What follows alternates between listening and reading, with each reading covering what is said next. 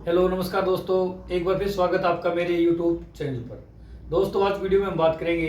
कि कोर्ट में गवाही देते समय किन किन बातों का और सावधानियों का ध्यान रखना चाहिए। इससे पहले अपनी वीडियो शुरू करें, आपको बता दें यदि आप भी लीगल टॉपिक में इंटरेस्टेड हो तो हमारे चैनल को सब्सक्राइब कर लें, बेल आइकन को जरूर प्रेस कर लें ताकि हमारे द्वारा बनाई गई कानून को नई नई एवं महत्वपूर्ण वीडियो की जानकारी नोटिफिकेशन सबसे पहले आप तक पहुँच सके। दोस्तों कोर्ट केस में कई बार हम कोर्ट के अंदर कोई केस करते हैं या कोर्ट केस में हम विटनेस के रूप में होते हैं, तो एक दिन ऐसा जरूर होता है जब हमें कोर्ट के सामने अपने बयानों को रिकॉर्ड कराना जरूरी होता है। दोस्तों अच्छे पढ़े लिखे लोग भी कोर्ट के सामने जब बयान देने जाते हैं तो वो कई बार या तो उनके अंदर कोर्ट को लेकर कोई भय या डर होता है, या कई बार वो विपक्षी वकील के सवालों को सही प्रकार से समझ नहीं पाते और वो बयान जो उनको देने चाहिए वो नहीं देते हैं, या वो विपक्षी वकील जो उनसे पूछना चाहता है उसके फेवर कोई ऐसी बात करते हैं जिसमें कि उनको नुकसान होता है और विपक्षी पार्टी को फायदा हो जाता है। दोस्तों जो बयान है वो किसी भी केस का एक मुख्य पार्ट होता है, क्योंकि जो बयान किसी व्यक्ति ने केस फाइल करते समय दिए हैं या क्रिमिनल मैटर में पुलिस के सामने दिए हैं उसको कोर्ट के सामने दोबारा से री एग्जामिन होता है, और तभी कोर्ट किसी बयानों की सत्यता पर या उसकी विश्वसनीयता पर पहुंचती है जब कोर्ट के सामने उन बयानों को दोबारा से दिया जाता है। दोस्तों सबसे पहले हम समझते हैं कि जो बयान है उसके मुख्यतः तीन प्रकार होते हैं: चीफ एग्जामिनेशन, क्रॉस एग्जामिनेशन और री एग्जामिनेशन। दोस्तों जो चीफ एग्जामिनेशन होता है वो वही प्रकार होता है जो आपने पहले दिया था, यानी जो क्रिमिनल मैटर होते हैं वो ओरल रूप से भी हो सकता है या एफिडेविट के रूप में भी आप कोर्ट के सामने दे सकते हो। दोस्तों जो ओरल रूप से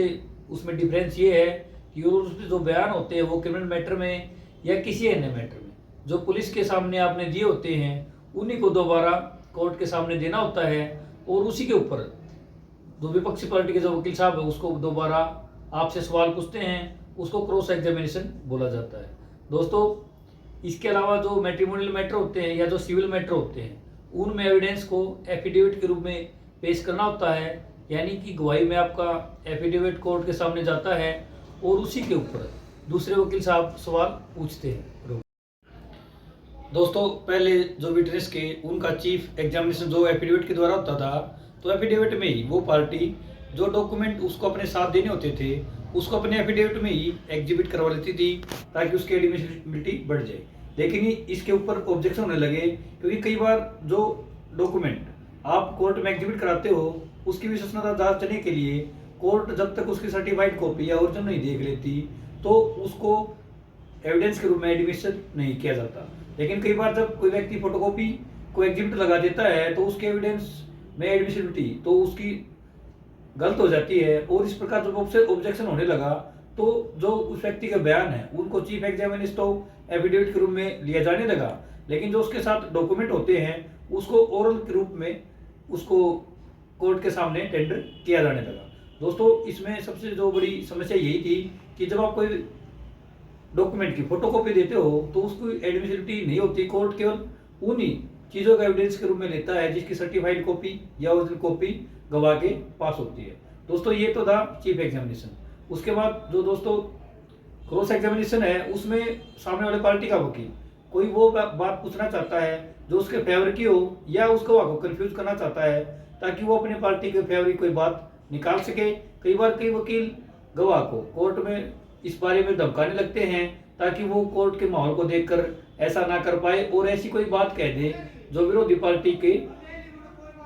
फायदे की हो। दोस्तों ये तो था एग्जामिनेशन, क्रॉस एग्जामिनेशन। इसके अलावा री एग्जामिनेशन। दोस्तों कई बार जो व्यक्ति जो पार्टी गवाह बुलाती है उसको गवाह दोस्तों कई बार कोर्ट केस फाइल करने वाली पार्टी जब किसी गवाह को बुलाती है तो वो गवाह कोई ऐसी एविडेंस दे देता है या कोई ऐसी बात कह देता है जिससे कि विरोधी पार्टी को फायदा हो जाता है, तो वो पार्टी जिसने गवाह को समन के रूप में बुलाया है, समन विटनेस के रूप में बुलाया है, वो कोर्ट के सामने दोबारा कोई एप्लीकेशन देकर या कोर्ट की परमिशन से उसको दोबारा री एग्जामिन कर सकती है ताकि कोई चीज जिसको सही प्रकार से मतलब नहीं समझा गया उसको क्लियर हो सके और अपने बारे में वो बात कहला सके। तो दोस्तों ये जो था किसी गवाह का जो चीफ एग्जामिनेशन कैसे होता है, क्रॉस एग्जामिनेशन और एग्जामिनेशन कैसे होता है। इसके अलावा हम बात करेंगे उन सावधानियों के बारे में जो किसी गवाह को कोर्ट में जाते समय और या कोर्ट में गवाही देते समय उन बातों का ध्यान रखना चाहिए। दोस्तों, सबसे पहले कई व्यक्ति पढ़े लिखे लोग हैं, वो कोर्ट के सामने जाते हैं तो वो डर जाते हैं और माहौल के बारे में वो ये सही प्रकार से अपनी गवाही नहीं दे पाते। तो सबसे पहले आपको कोर्ट के से में जो डर है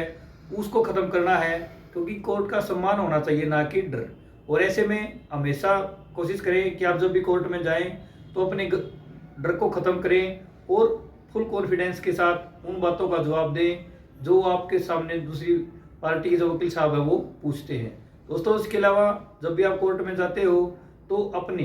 बयानों को अच्छी प्रकार से समझ लें, और यदि आपने अपने बयान एफिडेविट के रूप में देने हैं तो एफिडेविट को पहले से तैयार करवा लें, उसको 2-3 बार या अच्छी तरह से उसकी पढ़ाई कर लें, ताकि आप कोर्ट में बयान अच्छी प्रकार से अपने देश को। साथ में यदि आप अपने एफिडेविट के साथ में या अपने बयानों के साथ में कोई डॉक्यूमेंट भी देना चाहते हो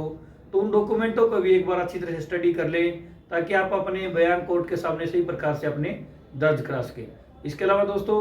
जब आप कोर्ट में जाते हो तो जो दूसरी पार्टी के वकील साहब हैं वो आपसे जो सवाल पूछते हैं उन सब के बारे में अपने वकील साहब से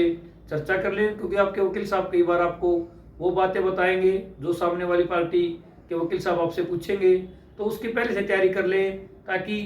आप अपने बयानों को रिकॉर्ड कराते समय या दूसरी पार्टी के वकील साहब आपसे सवाल पूछें तो उसमें आप हिचकिचाए नहीं और उनका जवाब सही प्रकार से दे सकें। इसके अलावा जिसमें जो अगली बात याद रखनी है वो ये है कि जब भी आप कोई अपने बयान दर्ज कराते हो तो बयान लिखने वाला कई बार आपके बातों को सही प्रकार से नहीं समझ सकता, या वो दूसरी पार्टी के वकील के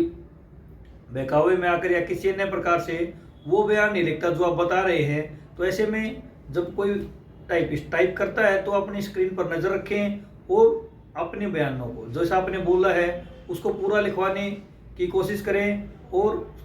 ज़्यादातर बयान जज साहब के सामने अपने वकील साहब के सामने बताएं, ताकि वो बयान जैसे कि आपने दिए हैं वो उसी प्रकार लिखे जाएं या उनका कोई अन्य मतलब ना निकल जाए। इसके अलावा दोस्तों, कई बार होता है क्या कि आपके वकील साहब किसी अन्य कोर्ट में बिजी होते हैं तो विरोधी पक्ष के जो वकील हैं वो या कोर्ट आपको अपने बयान शुरू करने के लिए कहती है, तो कोशिश करें कि अपने वकील के बिना अपने बयान ना दें, क्योंकि कई बार आपके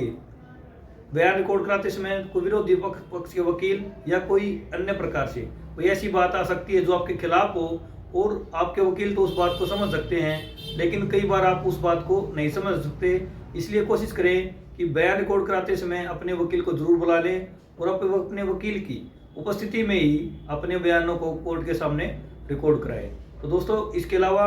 जब भी अपने बयान आप दे चुके होते हैं तो कोशिश करें उसकी सर्टिफाइड कॉपी जल्दी से निकलवा लें। कई बार यदि बयानों के साथ कोई छेड़छाड़ हो जाती है, लेकिन यदि आपके पास सर्टिफाइड कॉपी होती है तो कोर्ट के सामने आप ये बात लेके आ सकते हो कि आपके बयानों में कोई छेड़छाड़ हुई है, और उससे बयानों में छेड़छाड़ होने की संभावना कम हो जाती है। तो दोस्तों, आज की वीडियो में हमने बात की कि जो गवाही है वो कोर्ट में किस प्रकार होती है, और गवाही देते समय एक गवाह को किन किन बातों का ध्यान रखना चाहिए ताकि वो अपनी गवाही सही प्रकार से दे सके, और उसकी गवाही का जो मतलब है, जो वो चीज़ प्राप्त करना चाहता है, वो किसी डर, कोर्ट के डर या किसी अन्य बहकावे में या उकसावे में आकर उन बयानों को मतलब गलत ना हो जाए जो कि आपके खिलाफ हो सके। तो दोस्तों, आशा करते हैं आज आपको हमारी वीडियो पसंद आई होगी। वीडियो पसंद है वीडियो को लाइक कर लें, चैनल को सब्सक्राइब कर लें। इसके अलावा यदि आपको शिकायत या सुझाव है तो कमेंट बॉक्स में लिखकर जरूर बताएं। धन्यवाद।